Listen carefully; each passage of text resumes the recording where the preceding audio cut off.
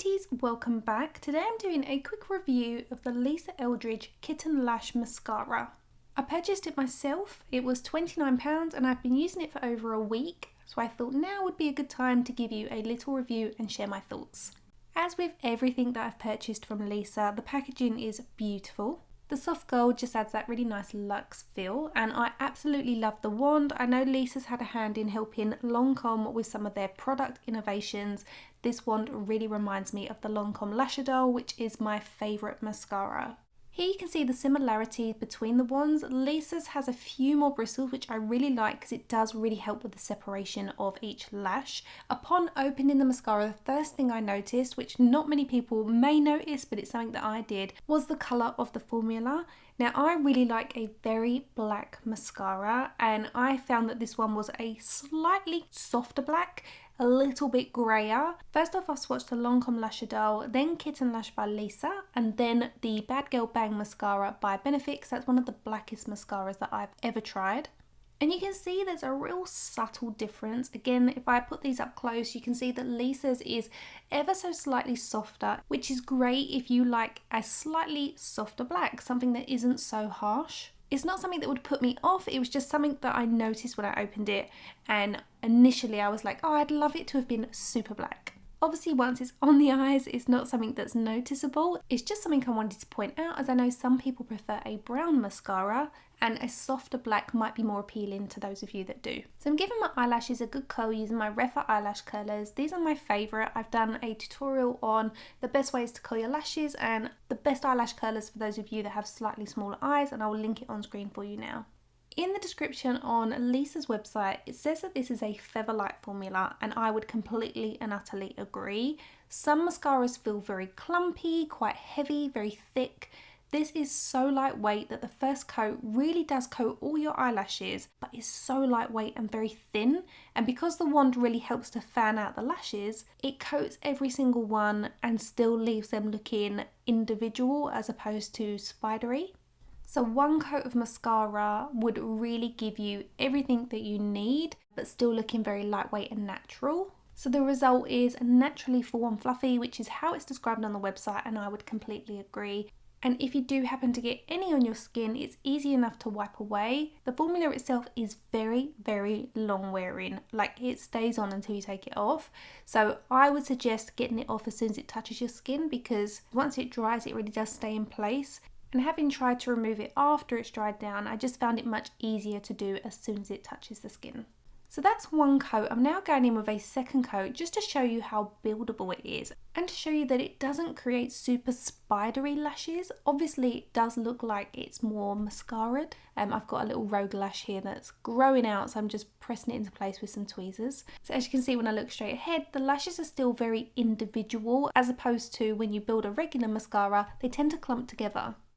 With this mascara, you have the best of both. Some mascaras just do not work well when you go in for a second coat. This works beautifully with both.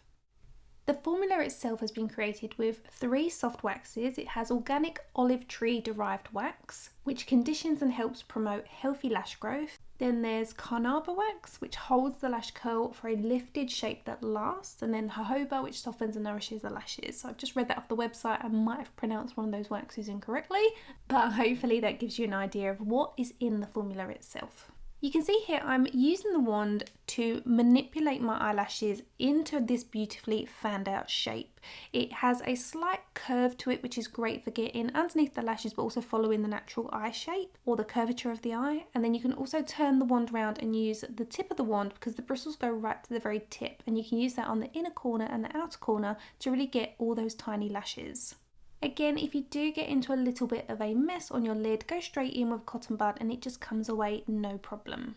So this is 2 coats versus 1 coat. I'm going to just build on this lash. I always like to give them maybe 30 to 45 seconds to kind of set in place before I go in with my second coat.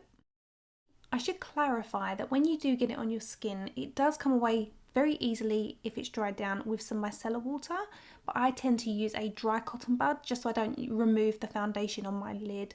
So that's why I find it easier to remove straight away rather than allowing it to dry down. So this is how I would wear it: 2 coats, no lower mascara. Again, this wand is fantastic for your lower set as well. It's not too big. The wand does come down to a slightly smaller rounded tip, so you could just turn the wand around and use the tip for your lower lashes if your eyes are quite small.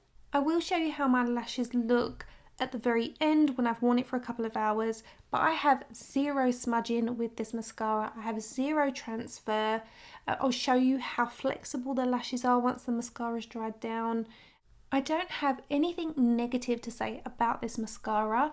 Again, the only thing that I would have changed would just be to have it a tiny bit blacker, but it's really not noticeable to anybody else. It's just me, so I'm not going to make a thing of it. I just wanted to show you guys that it's ever so slightly softer black, but this is how it looks. I think it's fantastic. It has this beautiful stretchy kind of feel where it really extends the length of your lashes. It really keeps them individual.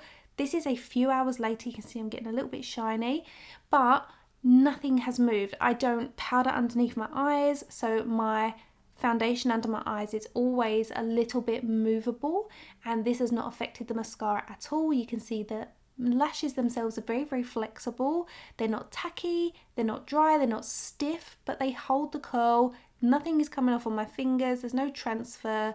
It is so beautiful and comfortable to wear, and I take this off just with water. I honestly cannot fault it. I think it's a fantastic mascara, and it's nothing less than I expected from Lisa Eldridge. You can see her years of working with Lancome and helping to produce and innovate makeup products has really helped in allowing her to create the most incredible line for herself. So I highly recommend that everybody try it. I don't think you're going to be disappointed at all. Again, I purchased this myself, so this is a completely unbiased opinion. I have linked it in the description bar, so if you want to try it for yourself, you can shop directly from the bottom of the video. I hope you've enjoyed this tutorial. Please share it with anybody that you know is on the hunt for a great mascara. If you've got any suggestions for tutorials, leave them in the comment section and I'll do my best to create those for you. And I will see you next week with a new tutorial. Bye guys!